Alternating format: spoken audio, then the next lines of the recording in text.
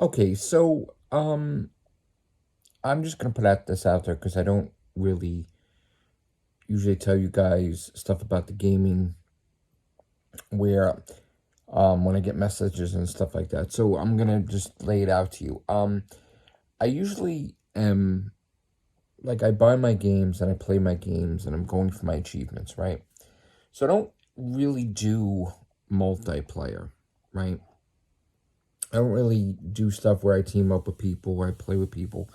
Um, but there was a game Dukes had brought up to my attention. One of the Breakthrough Gaming arcades has a bowling game that you can't platinum unless you do a multiplayer thing. So I may do those type of games in the future if that's the only way to get a platinum with friends. But as I got a message, and I've gotten messages about this in the past, but people said you have a huge library of games, which, yeah, I really, I work hard with my job and I use my money to buy a whole bunch of games to make my achievements.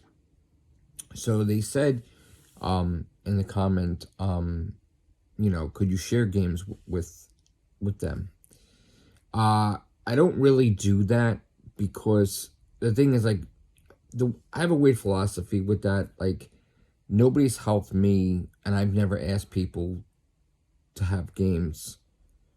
So like people asking me to share. Well, like I don't really share the games because again I bought the games. I worked hard to get the money for these games, and I don't really feel I should share them at all.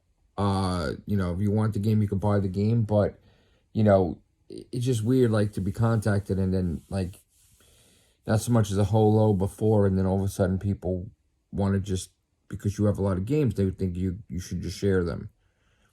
No, there's nothing wrong with it. Me saying no, it's just that's the way I am. I'm really doing this gaming thing to get my set of achievements. I'm not doing this thing to share every single game I have. I mean, I don't think that makes me a jerk. It's just that, I have my own set ways with things.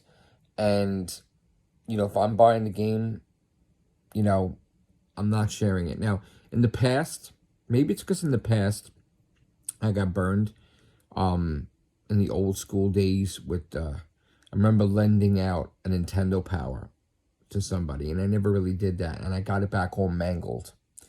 Or I lent out a game and I got it back broken. So I kind of like don't do that anymore. I don't like lend out stuff anymore. I don't share stuff anymore because I've gotten in the past disappointed with people wrecking my stuff or in some cases stealing my stuff. So I had lost a huge portion of my old school gaming stuff when I was moving. I was paying a friend to hold my stuff so that way instead of putting it in storage. And what happened, this person wasn't really a friend. It was like I guess a coworker or something, and the person sold all my shit, all my fucking classic gaming, all my fucking like collectible toys and stuff like that, and I was fucking heartbroken. All right. I also found out that a close friend who was fighting with me at the time had convinced the person to do that because they felt that that would hurt me the most by me losing the stuff that meant to me the most, like my personal stuff, my collection.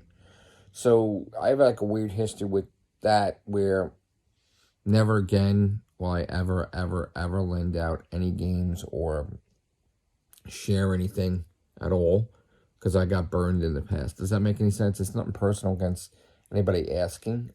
You can ask, but I'm going to say no. And again, it still haunts me to this day that something that I've worked so hard with my money to buy all these things, like, was stolen from me basically, and I lost all that stuff.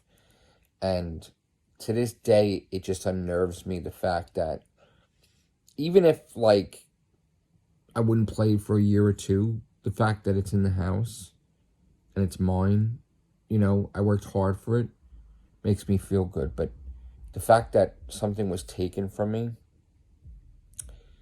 it's always in the back of my mind that I want to get all that stuff back. I kind of remember going to J&L game in the city and trying to buy back all my Super Nintendo games or Nintendo games. I remember spending like $80, $100 on certain games. Like, I think it was Mike Tyson's Punch Out. It was certain stuff. And I just was spending a fortune when I was working in the medical field to rebuy my stuff.